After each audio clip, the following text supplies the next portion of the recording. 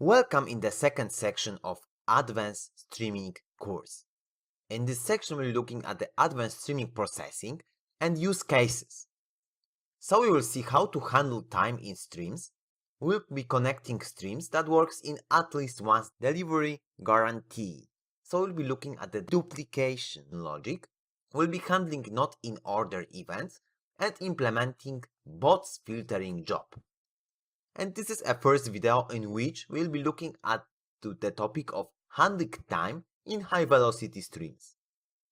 We'll answer a question of what the event time is, what the processing time is, what the ingestion time is, and how to handle each of them. So let's answer a question of what the event time is. So this is a time when event was produced. So for example, when user clicked on the element of web page. It is the time that each individual event occurred on its producing device. And what the processing time is. So when event was processed by the streaming application, that is processing time.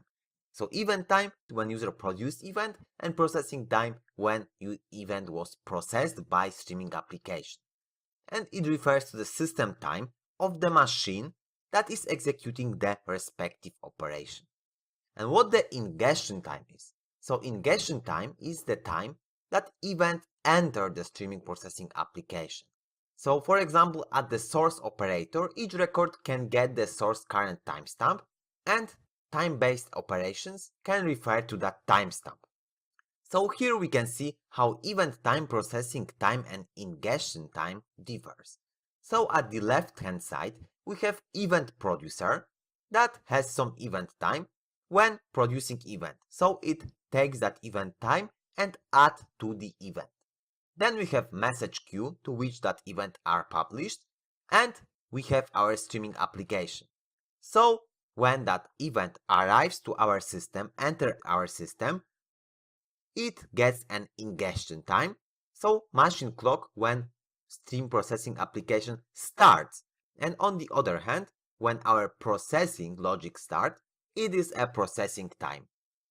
And there's a question how to handle each of them.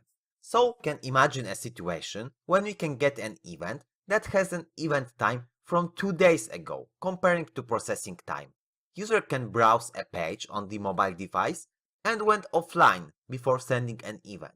And that event was sent when he was back online. And difference between producing event when user clicked on page on mobile device and actual sending event could be hours even. We can have multiple types of windows. So we can use the fact that each window has that event time, and we can create some event windows. First type is a sliding event window. We can see that we have a slide that is a window size and window slide, and that window will overlap. So we have a window 1 and then slide 1 and window 2, window 3, window 4.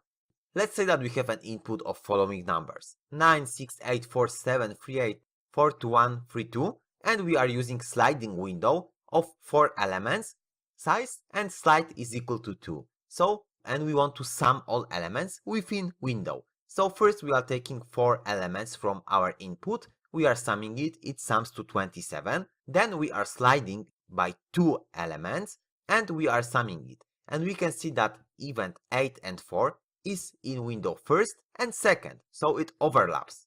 Sliding event window is great when you want to analyze some anomalies because it will give us smarter results. Very useful type of window is session window because on the e-commerce site we often want to analyze users within context of specific session. So we can define a session gap, and this is a time of inactivity when the new session should start. So if user 1 clicked on some events on our website and there was some kind of inactivity time, for example 30 minutes, then we will start another window and we can analyze another window in our stream processing, but we are windowing it using those window gap, and those events will be analyzed in the context of a specific session.